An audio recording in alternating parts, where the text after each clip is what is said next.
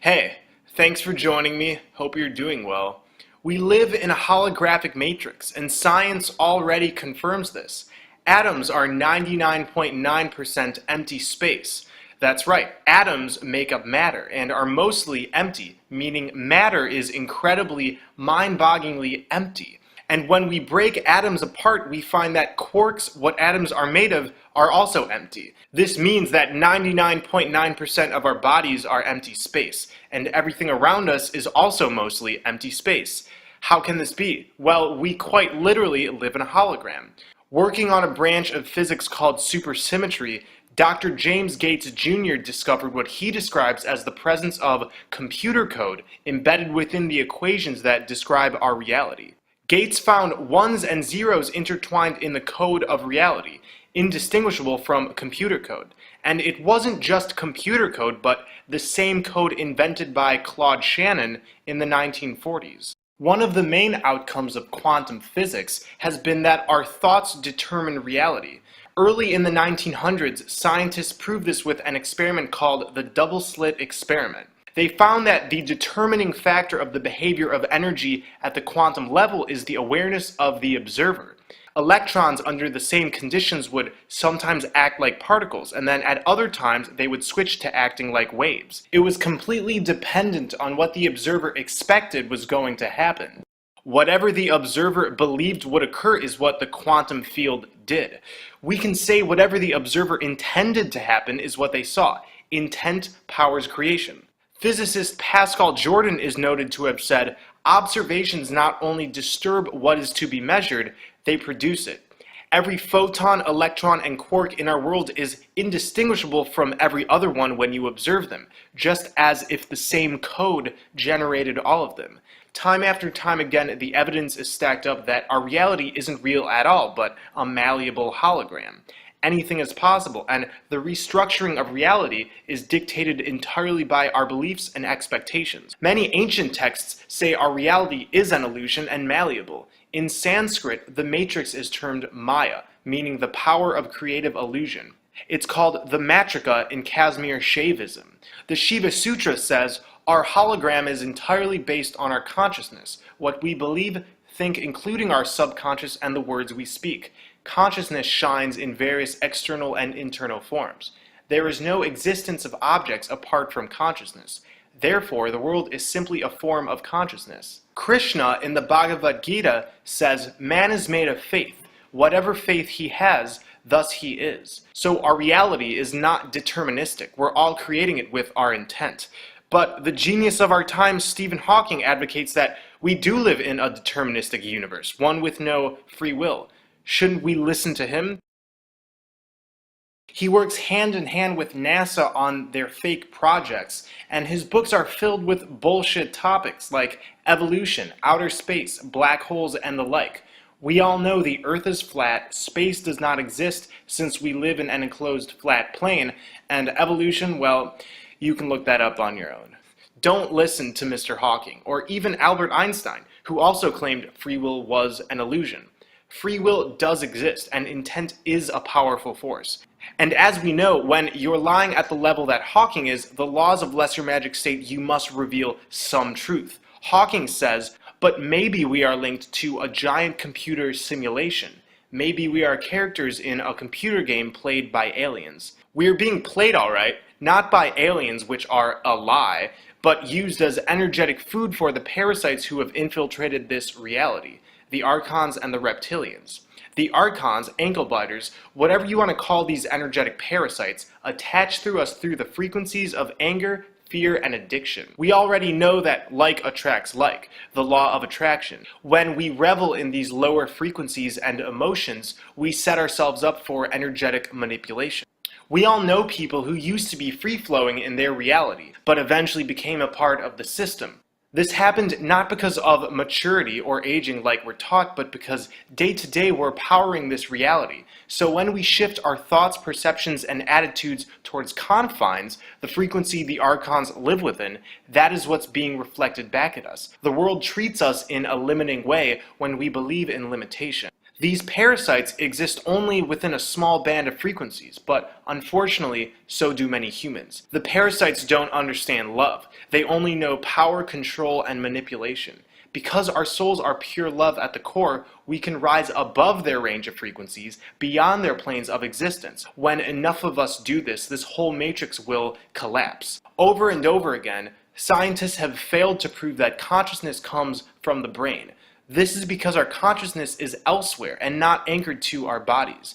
If you put electrodes into a brain and notice there's activity on a brain monitor, this doesn't mean there's consciousness. In the same vein, you could put electricity through a TV and notice electrical changes on the monitor, but you wouldn't say the TV is what's creating the program. The program must be broadcasted from somewhere else and is using the TV as a medium, as a vessel. As we know, Hollywood is used to hide truths about our world in plain sight. The Matrix is a movie that shows us many truths about the Matrix we're living in. The main character, Neo, is shown the true nature of the world that he thought was real. Early in the film, a parasite is sucked out from Neo's navel. This stands for the parasitic entities that we are all host to. In the next scene, Morpheus offers Neo either the red or blue pill. The red pill would allow him to escape from the Matrix and into the real world, that which isn't a hologram, whereas the blue pill would lead him to staying in the Matrix, living in the pretend world. He takes the red pill, and soon after he wakes up. Neo wakes up from a deep sleep in a pod, which is virtually integrated in the Matrix, a sort of computer that's connecting his real body into the Matrix.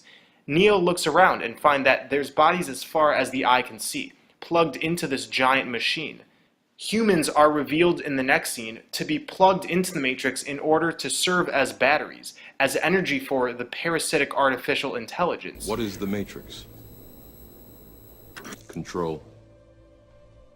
The Matrix is a computer-generated dream world, built to keep us under control in order to change a human being into this. Earth, as Neo knows it, is nothing more than a hologram, a fake reality that only appears to be real. So, because Neo has woken up, he is physically unplugged from the Matrix and travels down a chute. He is picked up by members from the city of Zion. He is greeted with the phrase, "Welcome to the real world." Neo asks, "Am I dead?" and is given the answer, "Far from it." In the Bible, Zion is synonymous with the city of God. Most people now recognize Jerusalem as Zion, but I'm telling you this is false. In some schools of thought, Zion was an entry point into a heavenly sphere. Zion in the movie is located deep underground. There's a hole at the center of our plane, and through this opening we experience an interdimensional flip-flop. We travel into a paradise. Zion is located beyond this vortex. In the movie, Zion was allowed to exist by the machines who ran this Avatar-like scenario, as a giant pressure release valve on the entire system, allowing the humans that realized the Matrix wasn't real to be conveniently removed and isolated. The machines, the parasites, don't interrupt in this process. They simply let those who wake up out of the Matrix be rescued. The movie The 13th Floor also deals with these same concepts. The main character discovers that his reality is completely holographic. In the last scene, he is killed and wakes up in his original body, connected by a device to the virtual reality system. He wakes up in a bright place that appears to be a sort of paradise. In Avatar, humans are plugged into pods and go into the world of Pandora. In the movie River of Souls, it's revealed that the humans chose to plug into a false reality right as they were about to evolve. What these movies are telling us isn't trivial. They're telling us the reality we live in is fake, and these aren't our true bodies. We have original bodies that are currently sleeping, and our consciousness has merely been uploaded into this reality. We were either tricked into it or willingly plugged in as an experiment that went awry. There's really no way to know. These bodies are like the TV that is being used as a vessel for broadcasting programs. These bodies are avatars. At the beginning of the Matrix, we see a reptilian-type eye. This represents that this place is run by reptilian forces. We know that reptilian eyes are vertical slits. After we see this, a light flash, which looks like Saturn, momentarily appears. Saturn, as we know, plays an instrumental role in this holographic reality. Saturn and the Moon work in tandem to project square waves that further this matrix. We call this the Saturn-Moon matrix. These square waves reinforce our fake reality, and attempt to keep our spirits and bodies from working at the limitless capacity they should have. The Saturn moon matrix creates a confining reality for all of us. When I say Saturn and the moon, I mean the energy bodies, not actual planets, since we live in an enclosed flat plane. That may be hard at first to digest, but these energy bodies still function and do influence us. Cronus is a Greek god often identified with Satan. Satan, as we know, was Saturn in an earlier period. Astrologically, Saturn rules limitation, authority, and time. Cronus is the god of time. Holograms are created by laser interference. So this holographic matrix is in part a result of the interference of the sine waves from Saturn by the square waves from the moon. The reason the elite worship the energy body of Saturn is because Saturn is the originator of this hologram. This hologram is providing the Archons and Reptilians a place to run rampant, where they can gain power, control, and energetic vitality, just like how Morpheus said, we're batteries.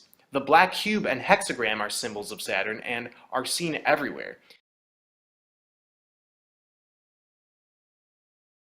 If you're not familiar, look up Saturn worship and do some research of your own. The square and compass is the single most identifiable symbol of Freemasonry, and within it reveals the Saturn moon matrix. The compass stands for the circular sine waves coming from Saturn. The square represents the square waves coming from the moon. The free-flowing sine waves from Saturn are going to the moon, becoming square waves which are rigid, and then directly hit the grid that's been placed on our flat plane. So when the Bible says we were born into sin, it actually means we were born into sine. The free-flowing sine wave reality represents infinite potential. As babies and children, our divine essence is strong, along with our clairvoyant and telepathic powers. But over time and with enough indoctrination, the Saturn moon matrix's square waves become dominant and we lose this essence. In 2001, A Space Odyssey, this is all alluded to with the monolith. Early in the film, the monolith, which is curiously a black cube, somehow instructs the primitive apes into developing. Later in the film, an astronaut crew is shown on the moon, where the monolith machine emits a screeching interference pitch from the grid-like structure. Kubrick was revealing that the moon is broadcasting square waves. This is a tongue-in-cheek way of saying humans as divine creative beings are inherently flawed and required these square waves to put us in our place, hence develop out of primitive savagery. Later in the movie, it's revealed that the moon monolith has sent radio frequencies to Jupiter. In the novel, this planet is actually Saturn, and it's known that Kubrick made a last-minute decision to change the planet from Saturn to Jupiter. So even though the truth isn't absolutely concise in this movie, the Saturn moon matrix is being more than hinted at. The Golden Age of Saturn is a time in many ancient texts that was remembered as an age of harmony and bliss. The Greek poet Hesiod said, "A golden race of mortal men who lived in the time of Cronus when he was reigning in heaven. And they lived like gods without sorrow of heart, remote and free from toil. Miserable age rested not on them. The fruitful earth unforced bare them fruit abundantly and without stint. They dwelt in ease and peace upon their land with many good things." An event known widely as the deluge occurred and ended this golden age of Saturn. Saturn exploded and caused the earth to go through the greatest of its historical catastrophes. The deluge is when many scholars say the great flood from many ancient texts occurred. Saturn was dismembered, but when it came back together, it was much smaller and contained rings that weren't previously there. Much of the literature on the deluge talks about how this catastrophe occurred in outer space, but as we know, outer space isn't an actual place. This story is telling us something way more interesting. Saturn has always played an important part in this holographic matrix. Saturn is where the matrix is being projected from, and the sine waves emanating from it used to be creating a fantastic reality. Some of you may be confused now. I want to clear up that Saturn isn't inherently evil, but once it got intertwined with the moon, the waves emanating from it were changed and used for restricting purposes. So life was fantastic. Think about the Garden of Eden, about the giant trees that used to flourish with abundance, the stories of Lemuria and the continent of Mu. It was the age of Saturn, and true limitation did not exist yet. We reveled in telepathy and unity with the energies around us. But something happened. This holographic projector was hacked. The Matrix was infiltrated by reptilians and the Archons, and the projector, Saturn, was somehow morphed. After the former golden age of Saturn was disrupted, now there existed a new horrible reality. We lost our telepathy and other powers. Time became fixed. Limitation became the law of the land, and this holographic playground ceased being free-flowing. Many cultures talk about how the moon wasn't always in the sky. Interdimensionally, the moon creates a false light trap which, upon death, when we enter through, we are recycled back into another body in this matrix with no memory. I want to quickly present the words solar system, spirit, and incarnate. Our words are spells, built from spelling, and often reveal to us the truth about the nature of reality. Solar system is a soul-lure system. Spirit is a spear-it. This is what the moon and the entities working behind the scenes attempt to do with our spirits. And incarnate. Carn is a root word meaning flesh.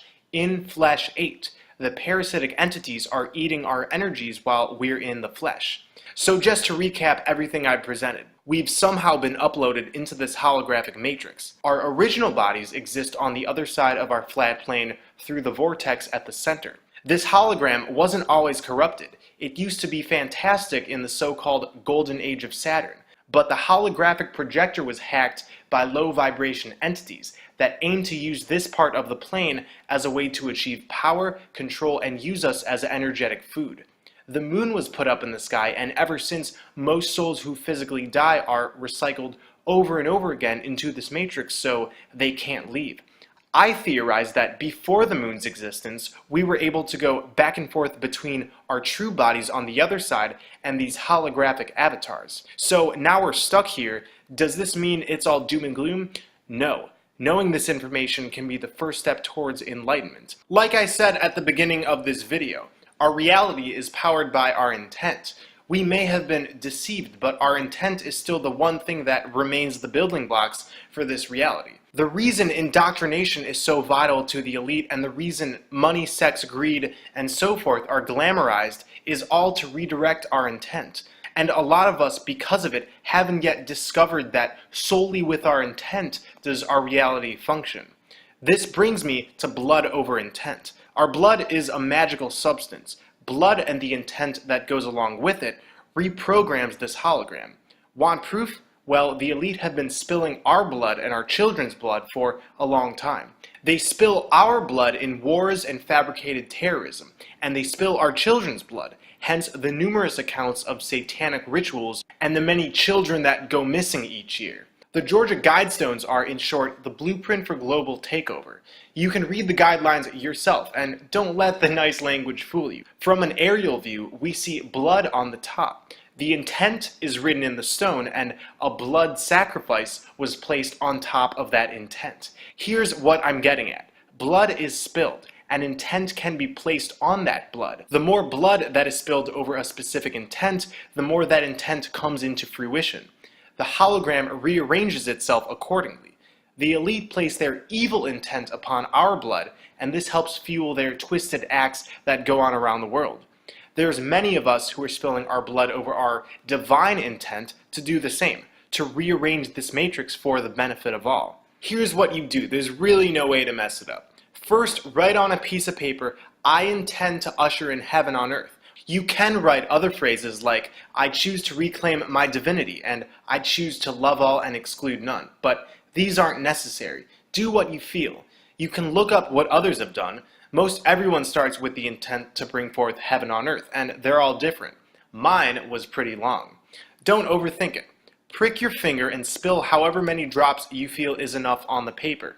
Many people are doing triangles, but this isn't necessary. You can use a knife, but if you're squeamish, I recommend using a diabetes lancing device. You can pick one up for $10 at the drugstore.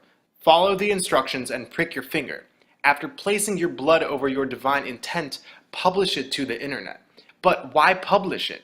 You've heard the phrase, only the devil hides his intent. If you're willing to publish your intent, it signifies to the universe that this is your true divine intent. I've seen people upload a photo and post it on a blog somewhere, but most people are using YouTube as a medium. Spilling our blood over our divine intent registers the keywords heaven on earth in this hologram.